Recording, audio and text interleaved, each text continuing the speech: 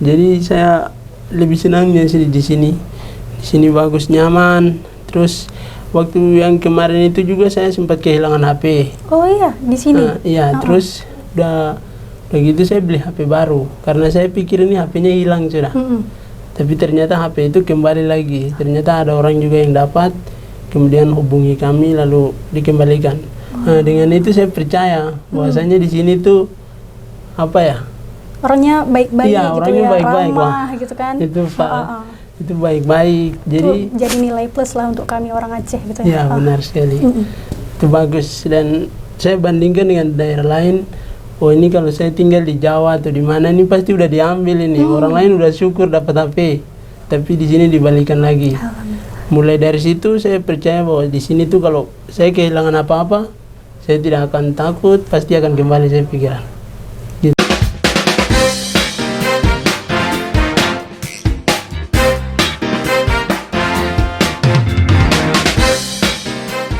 Assalamualaikum Sobat Gen Z, kembali lagi bersama kita di program Gen Z Berbicara.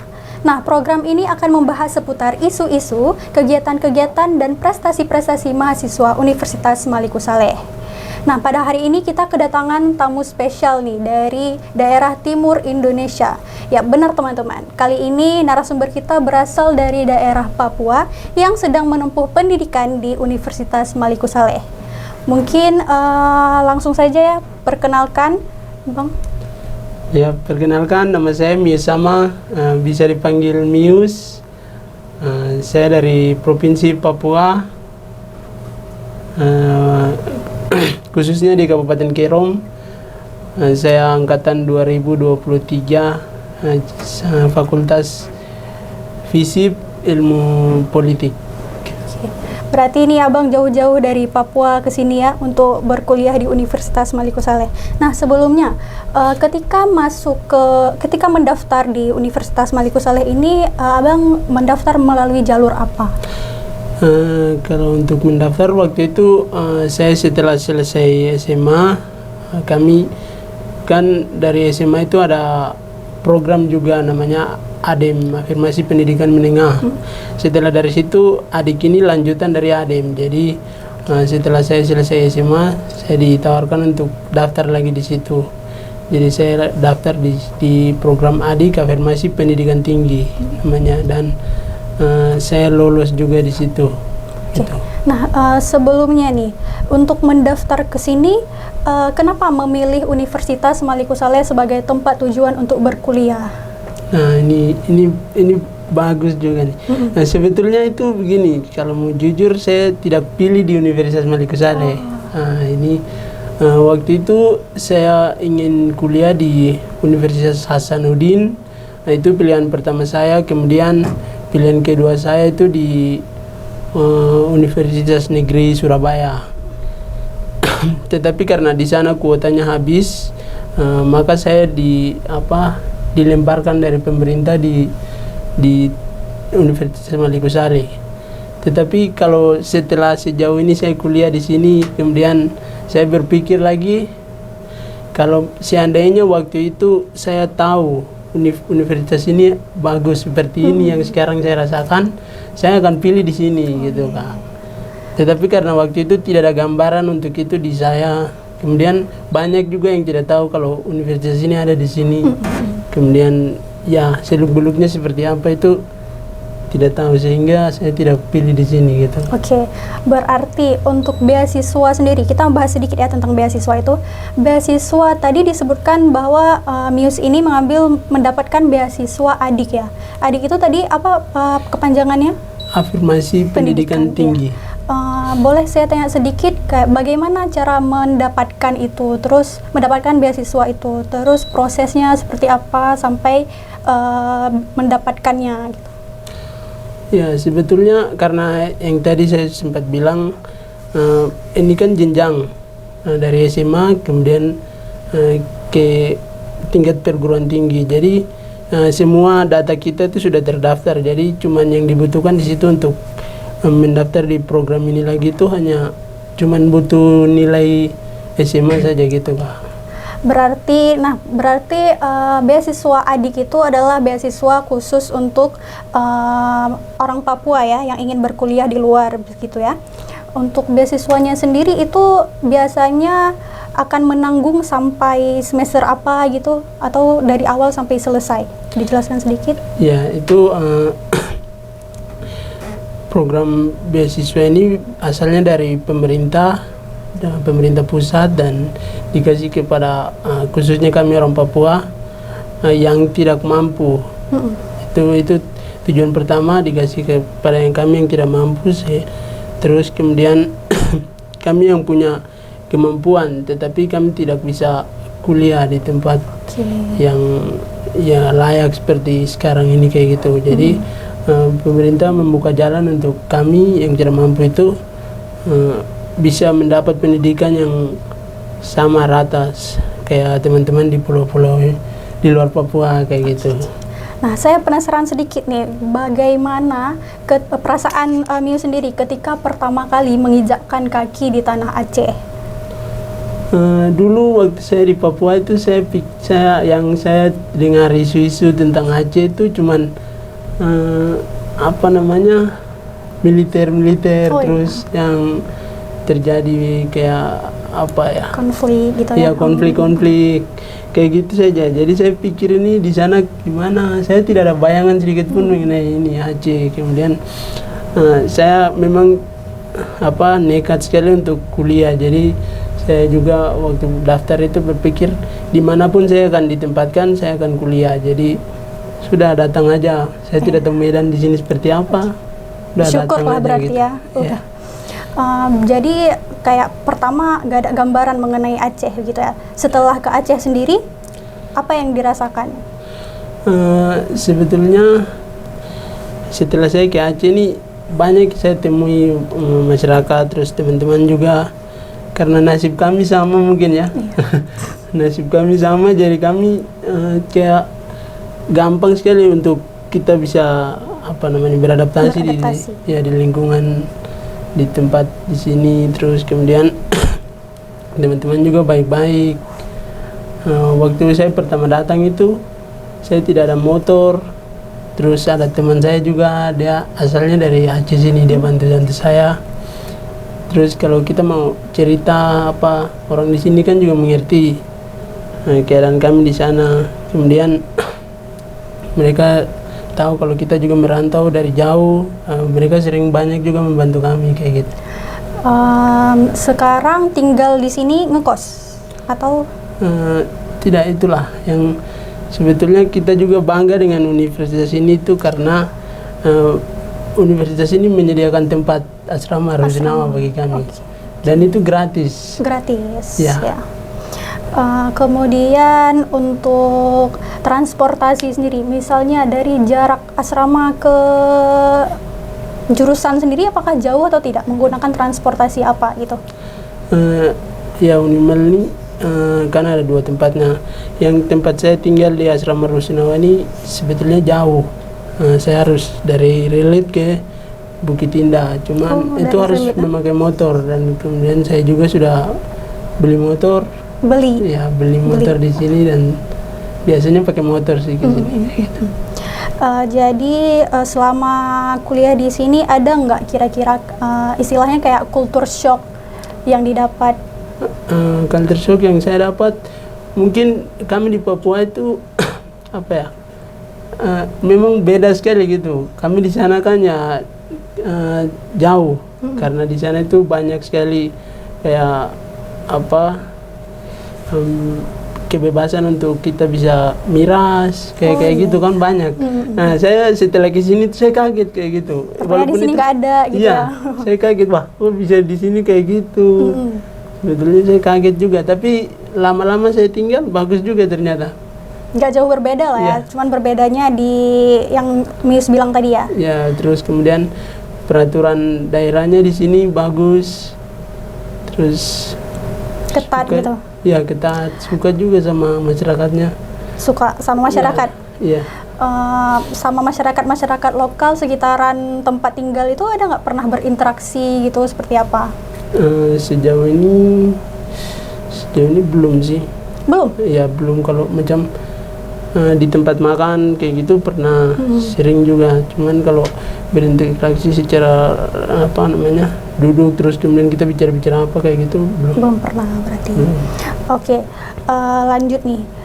Saya penasaran sedikit, ada nggak kira-kira, maaf cakap nih, dalam kurung kita bilangnya rasisme dari orang-orang di sini. Untuk, kan maaf ya, Miu sendiri kelihatannya berbeda sama kita di sini. Ada nggak kira-kira yang istilahnya tuh kayak menjelekkan atau menjengkelkan bagi Mius? Sebetulnya tidak ada. Kalau untuk saya sendiri tidak ada. Tidak tahu kalau teman-teman saya yang lain, saya tidak tahu. Saya tidak bisa memastikan itu. Cuma saja ya itulah, karena nasib kita sama, mungkin saya anggap itu semua ya udah bercanda aja, biasa kayak gitu. Bercanda aja mungkin ya. Tapi sedikit banyaknya ada ya. Cuman nggak seberapa berat kayak gitu. Iya, nggak seberapa berat sih ya. Kadang kan biasa kalau kita teman udah dekat kayak gitu kan main-main ya, biasa lah, bercanda kayak gitu. Membahas tentang perbedaan tadi, ada nggak kultur shock lain yang Mius rasakan, mungkin dari segi budayanya, makanannya, seperti apa perbedaannya gitu? Kalau budaya ya pasti udah beda. Kami di sana kan budayanya kayak beda sekali sama di sini. Terus kemudian kalau dengan masyarakat itu saya pikir apa ya? Jadi gimana kah pertanyaannya? Budayanya berbeda, dari segi makanannya juga mungkin apa perbedaan yang paling signifikan yang Mius rasakan gitu? Kalau makanan Cocok ya, gimana ya, makanan cocok. Di sana juga kami makan sama kayak di sini. Sama kayak di sini? Ya sama, cuman ya udah ikuti aja, adaptasi gitu. Berarti selama di sini nyaman ya, enak nggak? Ya nyaman, enak kali. Pengen pulang kampung nggak kira-kira? Kalau sampai sekarang kepikiran pulang kampung belum. Ya? Berarti memang udah nyaman di sini, oke. Ya, nyaman. Mahasiswa dari Papua sendiri kan bisa kita bilang di Unimal ini termasuk minoritas ya. Mungkin hanya beberapa persen dari 100% mahasiswa di Universitas Maliku Saleh yang berasal dari Papua. Miu sendiri ini ada tergabung di dalam komunitas khusus mahasiswa Papua atau tidak? Saya sendiri tergabung. Komunitas mahasiswa sendiri namanya Himapal, Himpunan Mahasiswa Papua Loksmawe. Oh, Papua Loksmawe. Berarti banyak kawan-kawan yang berasal dari Papua juga tergabung ke situ, khusus kan? Iya, Boleh diceritakan sedikit pengalamannya di dalam komunitas itu? Saya awal datang ke sini dari Papua juga, saya tidak tahu kalau ada abang-abang saya, terus kemudian ada kakak-kakak juga di sini. Saya dari sana itu langsung booking tiket, langsung turunnya di Universitas Maliku Saleh. Lalu saya dijemput. Saya pikir di sini tidak ada orang Papua. Dijemput sama? Dijemput sama abang-abang. Oh iya. Ya, terus saya ke sini. Kami di sini dikenal dengan solidaritas. Iya. Kami punya moto solidaritas tanpa batas. Dan itu nyata sekali dalam himpunan kami. Di dalam himpunan kami saya banyak belajar bagaimana kita jauh dari orang tua. Dan kekeluargaan itu sebetulnya dibentuk dari himpunan kami. Itu untuk saya sendiri pribadi seperti itu. Ya. Selama dalam himpunan sendiri, himpunan kan biasanya itu mengerjakan proker-proker seperti kegiatan apa gitu, sama di komunitas itu, sama himpunan itu? Iya, kami ada banyak. Waktu yang saya sudah ikuti ada inaugurasi itu yang pertama, kemudian ada PMO. Terus kemudian ada apa ya, Mubes himpunan ada, terus ada kegiatan-kegiatan macam holiday, banyak kegiatan yang ada di dalam himpunan itu banyak, prokernya juga banyak. Berarti teman-teman sekalian, sahabat Gen Z, di himpunan mahasiswa Papua Lusmawe ini juga melakukan kegiatan seperti himpunan-himpunan lainnya. Misalnya itu ada musyawarah besar, family gathering mungkin ya, family gathering, holiday, terus bincang-bincang untuk meningkatkan solidaritas bersama teman-teman sesama mahasiswa yang berasal dari Papua gitu ya. Oke, selanjutnya untuk pertemanan sendiri kan di sini tadi udah sempat disinggung sedikit, ada banyak teman ya, teman yang berasal dari Papua juga ada, yang berasal dari sini juga ada. Mungkin ada nggak perbedaan perlakuan antara orang-orang Aceh sendiri, masyarakat lokal dengan perlakuan dari teman-teman Mio sendiri yang berasal dari Papua? Kalau kami kalau teman-teman saya di Papua kan ya kami saling tahu cara bermain kami itu kan tidak jauh berbeda. Terus kalau dibandingkan sama teman-teman yang asalnya dari sini,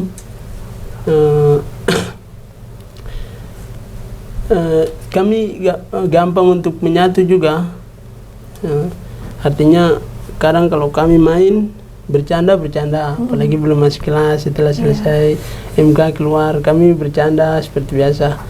Tapi ya itulah, saya orangnya tidak apa baperan, jadi udahlah main aja gitu, jalan terus. Berarti selama di sini juga ada dibantu-bantu sedikit ya sama-sama teman-teman gitu ya? Ya. Saling merangkul gitu berarti. Ya. Oke. Selanjutnya nih, kita di sini berbicara sedikit tentang perbedaan bahasa. Ya, tadi juga ada disinggung kan budaya-budayanya pasti berbeda. Bahasanya juga tentu berbeda kan? Bisa diceritakan sedikit bagaimana perbedaan itu, Bu? Bahasanya, mungkin sapaan-sapaan di sini kan beda lah pasti, sapaan dari asal yang Papua sama yang di Aceh. Bisa dipraktekkan mungkin sapaannya? Kalau kami dari Papua itu biasanya bilang kalau kalau kita bilang wah itu berarti terima kasih. Oh, terima kasih. Ya, jadi wah kayak gitu. Kalau selamat pagi gitu sama? Selamat. Kami sebetulnya itu di Papua itu ada banyak bahasa. Ada sekitar 733 bahasa. Jadi yang umumnya itu, yang kebanyakan pakai itulah yang kami biasa gunakan. Jadi kalau bahasa saya sendiri juga ada.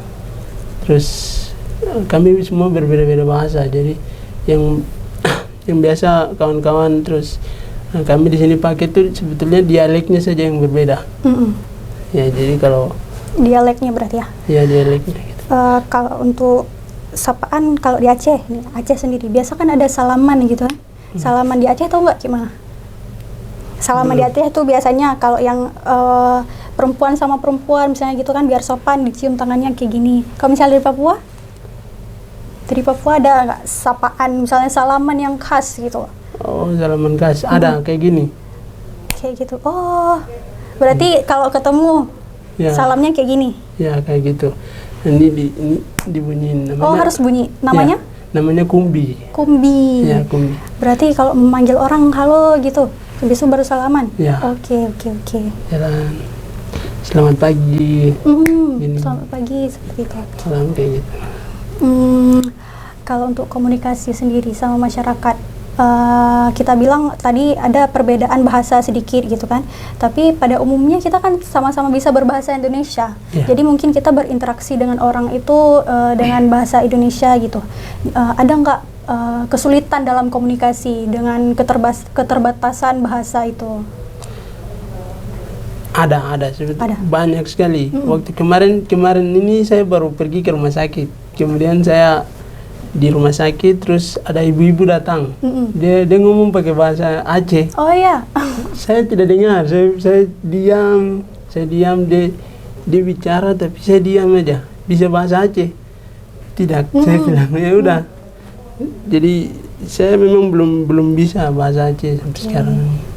Mungkin nanti makin lama di sini belajarnya sedikit-sedikit budaya-budaya Aceh gitu, biar kita kayak bertukar budaya nih gitu. Tapi bertukar budaya yang dalam arti positif ya pasti. Pasti. Kemudian untuk misalnya ada omongan-omongan yang tidak mengenakan dari orang Aceh, ada nggak sampai ke telinga Mius nih? Seperti apa gitu? Gimana ya? Tidak ada sih. Tidak ada? Ya, tidak ada. Sejauh ini tidak ada. Jadi, nah untuk kita tadi udah berbincang-bincang sedikit, sharing-sharing pengalaman selama di sini kan. Selanjutnya bisa nggak kasih sedikit pesan atau kesan selama Mius tinggal di sini gitu? Silakan. Selama saya mungkin kesan dan pesan saya itu di sini nyaman, tidak seperti kayak di tempat lain. Macam contohnya kayak di Jawa. Saya pernah tinggal di Jawa juga, di kota Bandung itu saya SMA di sana selama 3 tahun. Di sana itu banyak sekali begal ya, yang kacau-kacau begitu juga banyak. Jadi saya lebih senangnya sih di sini. Di sini bagus, nyaman. Terus waktu yang kemarin itu juga saya sempat kehilangan HP. Oh iya, di sini. Iya, terus udah gitu saya beli HP baru karena saya pikir ini HP-nya hilang sudah. Tapi ternyata HP itu kembali lagi. Ternyata ada orang juga yang dapat, kemudian hubungi kami lalu dikembalikan. Nah, dengan itu saya percaya bahwasanya di sini tuh apa ya? Orangnya baik-baik iya, gitu orangnya ya, baik-baik, ramah gitu kan. Itu Pak. Itu baik-baik. Jadi nilai plus lah untuk kami orang Aceh gitu Ya, ya. benar sekali. Itu bagus, dan saya bandingkan dengan daerah lain. Oh, ini kalau saya tinggal di Jawa atau di mana ini pasti udah diambil ini. Orang lain udah syukur dapat HP, tapi di sini dibalikan lagi. Mulai dari situ saya percaya bahwa di sini tuh kalau saya kehilangan apa-apa, saya tidak akan takut, pasti akan kembali saya pikiran. Gitu sih. Oke, Bang Mius. Jadi saya nih penasaran sedikit tentang beribadah di sini. Jadi kan di sini mayoritasnya itu masyarakat Muslim. Untuk Mius sendiri nih beribadah di sini, apakah ada kesulitan atau tantangan seperti apa gitu? Di sini saya tidak merasa kesulitan. Untuk ibadah itu sangat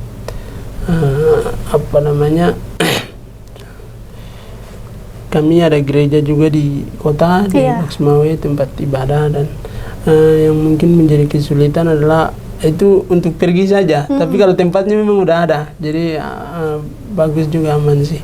Mungkin jaraknya aja gitu kan? Iya, jaraknya aja yang menjadi kesulitan. Kalau gereja ada, walaupun mayoritas Islam tapi gereja ada, itu bagus. Berarti udah nyaman lah untuk beribadah. Iya, nyaman. Di sini untuk beribadah sendiri ke sana, misal kita tujuannya kan ke kota Lusmawe gitu kan, karena di sana yang ada gereja. Di sini berangkatnya itu sama teman-teman sesama Papua juga atau? Iya, kami ada beberapa yang satu gereja, kan di sana ada beberapa gereja, jadi yang ibadahnya sama-sama di satu gereja, kami berangkat sama-sama kayak gitu biasanya. Oke. Nah, untuk closing statement nih, saya minta sedikit kesan dan pesan yang ingin Mius sampaikan kepada penonton nanti. Ada apa gitu? Untuk itu, saya sebagai anak Papua, saya berharap untuk adik-adik saya yang angkatan 2024 dan seterusnya, jangan lupa pilih Universitas Maliku Saleh. Ini tempatnya sangat bagus. Kemudian Anda bisa banyak mempelajari banyak hal di sini, dan di sini dosen-dosen, kemudian teman-teman semua juga baik-baik. Mungkin itu saja yang bisa dapat saya sampaikan. Udah, jadi teman-teman nih sudah disampaikan tadi sama Bang Mius juga, untuk adik-adiknya yang berasal dari Papua juga, ayo kuliah di Universitas Maliku Saleh, karena di sini memang fasilitasnya udah bagus ya, Bang. Udah fasilitasnya juga udah lumayan lengkap. Banyaklah yang bisa diambil dari Universitas Maliku Saleh ini. Mungkin itu saja. Terima kasih. Assalamualaikum warahmatullahi wabarakatuh.